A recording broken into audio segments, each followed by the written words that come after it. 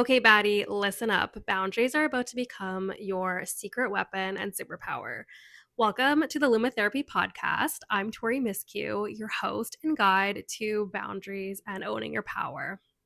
If you've ever worried that saying no might make you boring, cold, or unlikable, listen up. I'm here to tell you that boundaries actually make you the most magnetic version of you. Want to be unforgettable, start showing up with your boundaries and not your people pleasing wound. Let's talk about what boundaries actually are and what they're not. Boundaries are actually your personal roadmap. They show people what you'll accept and what you won't accept, what's off limits. So they're not ultimatums, they're not something to control other people, they are just a roadmap for other people. So boundaries are a roadmap, they're not punishment. Say it with me. Okay, close your eyes and say it. Boundaries are a roadmap, they're not punishment. Let that sink in. Boundaries are a roadmap, they're not punishment. Boundaries will feel weird and mean and hard on your nervous system at first because it's a brand new muscle. It's something that you've maybe never done before or you're still getting used to, and you have to build up that muscle. The first time that you learned how to walk, it was really hard and it took a lot of energy and it was tiring. And then now you walk and it's totally fine. So it's the same thing with boundaries. It's because it's something new and you're being brave by doing it. Let's go through an example of why boundaries are important. Okay, imagine that you're dating someone new and you really like them. So the old version of you, version A, maybe you're really bad at setting boundaries, you really want to people please, and you're really obsessed with this crush. So you might say that you're free every single day for the next 2 weeks. You might reply every second that they say anything to you. You might cancel all of your plans with your friends so that you are available in case they happen to get off work early so that they could happen to hang out with you. And you are really stressed and tired, but you still cancel everything so that you can see them. Okay, you're probably giving off kind of like a desperate energy. You're nervous, you're tired, you might be a little bit grumpy because you're the roller coaster of being sad when they don't message you. That can be really exhausting. So now imagine version number two. You're the most magnetic version of yourself. You are the best at setting boundaries and you're really confident. So you might say, hey, I'm available to go on a date either like Wednesday or Friday next week. I have some plans with my friends on Saturday and Sunday, so I wouldn't be available at those times. If they say, oh, okay, well, I might be free, but I'll text you last minute, you can confidently say, no, like I actually, have a lot going on, so I won't be able to accommodate last minute plans. But if you want to make plans in advance, I'm totally available.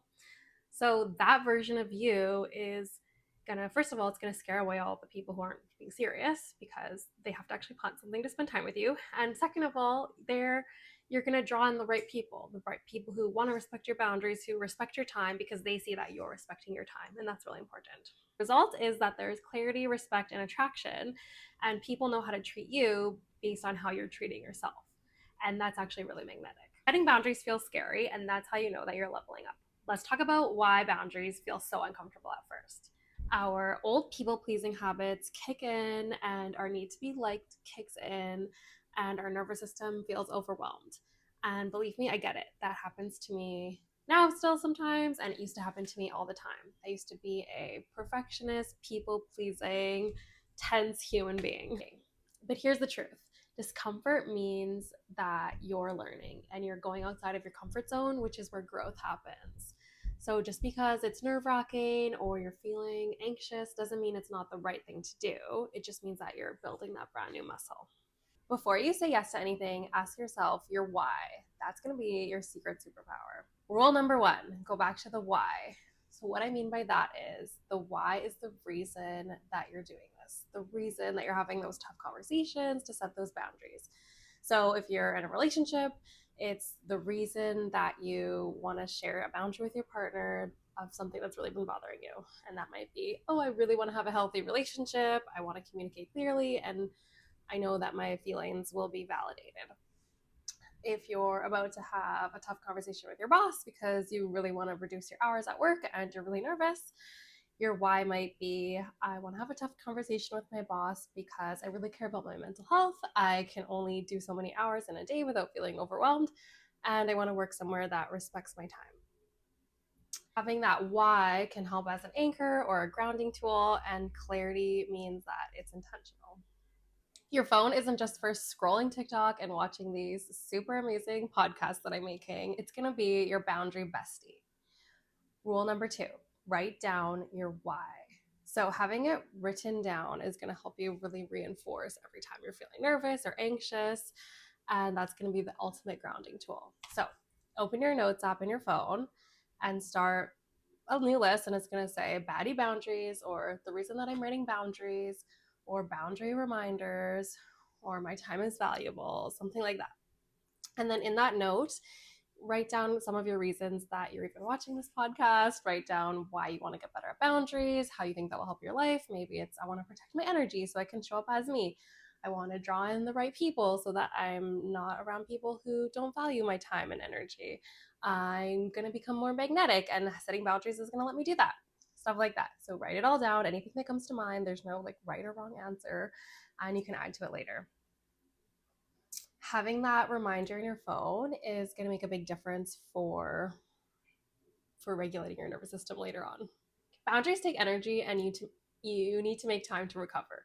Rule number 4, just kidding. Rule number 3 is adding recovery into the care plan. So just like if you start going to the gym and you're building a new muscle, you're going to need time to rest and recover after. You're going to need to drink your water. You're going to need to have time to sleep. You're going to need to do foam rolling or whatever else you do after you work out. So for boundaries, it's going to be the same thing. You're going to need time after to recover until you build up the muscle. So what that could look like is, I know after I have a tough conversation, I have a cinnamon bun waiting for me at home to eat. Or I'm going to schedule it in my calendar to go for a walk, or to talk to a friend, or to go get bubble tea, or some other thing that's exciting and relaxing too. That way it's in the plan, and self-care is part of the outline, part of the plan. It's not an afterthought. Your future self is your hype squad. Rule number 4 is borrow from your future self's confidence. What that looks like is picturing it's a year from now, you're the baddest boundary setting baddie version of you that you could be, and you're super hyped up, you love what you're doing, and you set boundaries like a boss. Okay. Imagine that you're her 1 year from now, and imagine she's writing a letter to you. So close your eyes and picture future you. What does she look like? What does her hair look like? What kind of clothes is she wearing? What's her energy say? Who are the people that she's around? Is she hyped up? Is she excited? What's her mood like? Okay, now picture her writing, she's going to write you a letter, and you're going to write this letter for yourself to read. So mine would say, Dear Tori, I'm so proud of you. You freaking crushed those boundaries. I know it was really hard to have those tough conversations, and you did it, and you're the best, and it really made our lives so much better, and I'm really proud of you. Love, Tori.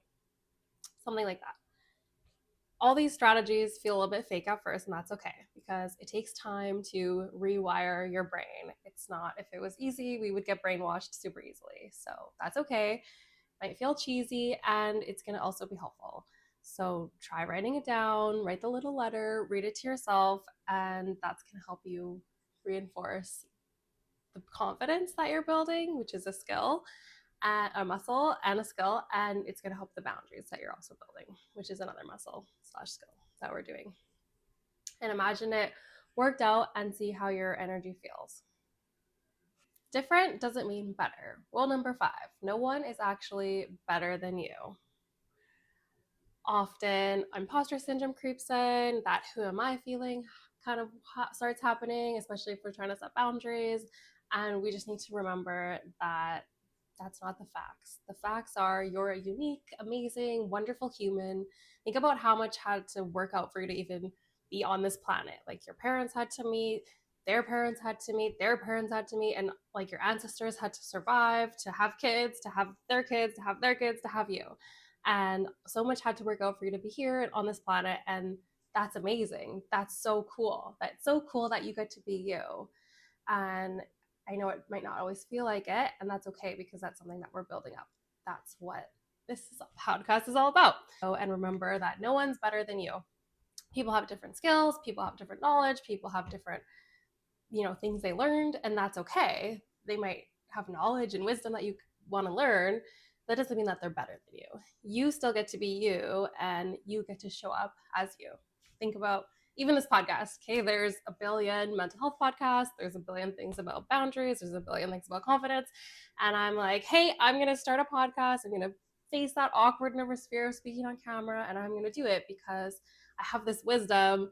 I have this stuff that has worked for me to help me go from this really anxious, nervous, stressed out perfectionist human to someone who, who loves her life, who is, sometimes some days are harder than others, but overall, like, I love my life. I love who I am, and I feel pretty confident in being me. And, to get from A to B, when I first started this journey, I felt like that was impossible. It's like, who does that? That's impossible. That's just not for me. I wasn't born like that.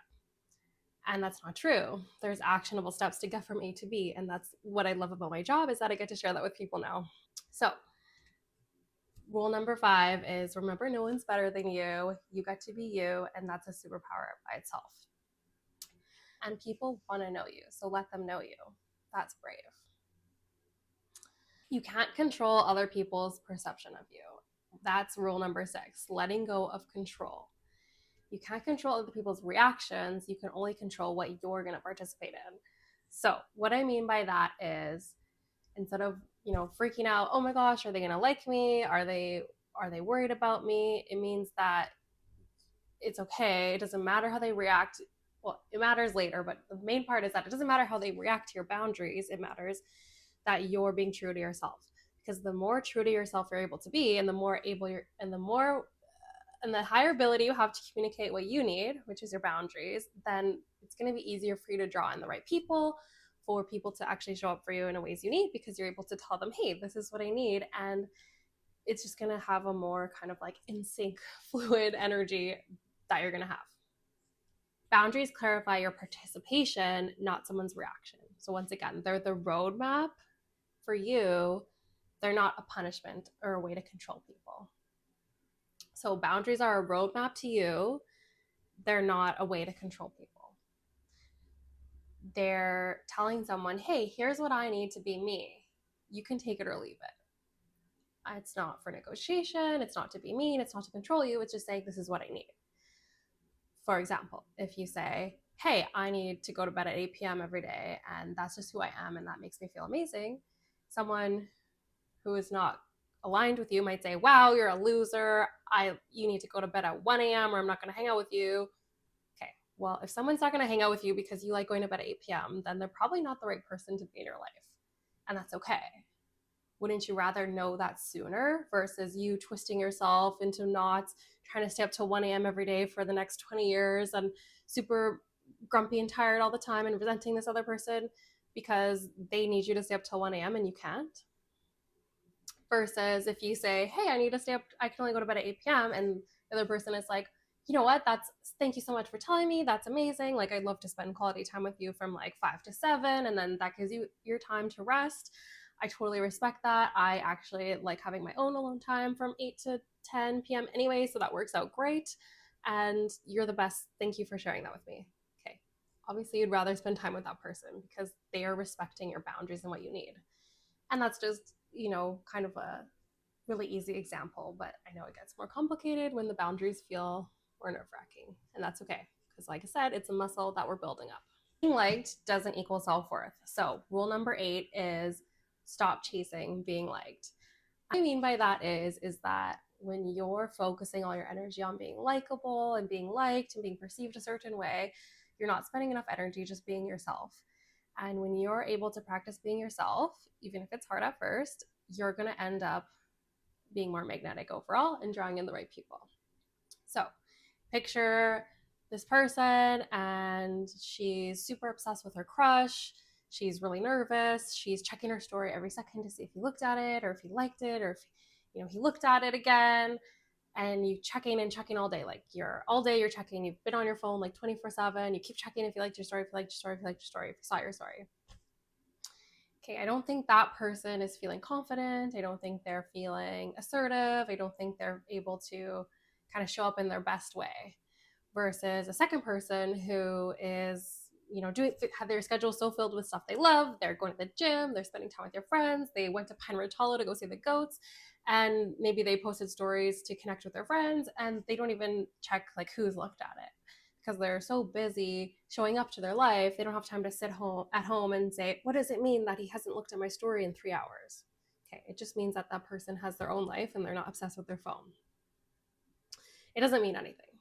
So that's kind of like that other part of it, of trying to remember, like, okay, I can just be me and the right people will come, and that's enough. I don't have to obsess about if someone likes me.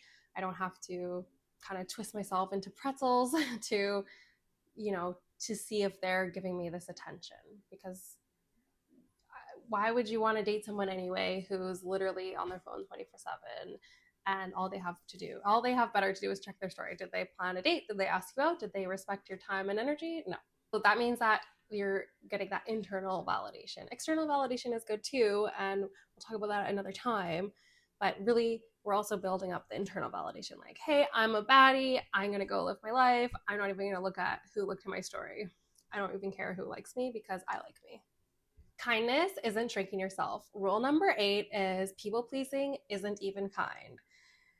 So being kind is actually being honest and being yourself. And that's the opposite of people pleasing. People pleasing is shrinking yourself into knots and pretzels to accommodate other people and what you think they want.